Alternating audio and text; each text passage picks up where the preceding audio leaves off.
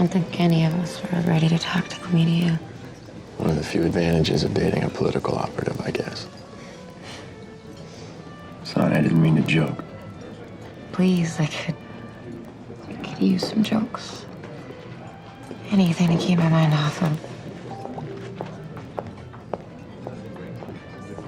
everything. Speaking of, actually, you never told me why you became a political operative anyway. Alex Davis.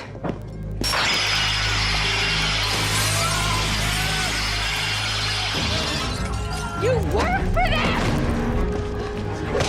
What are you talking about?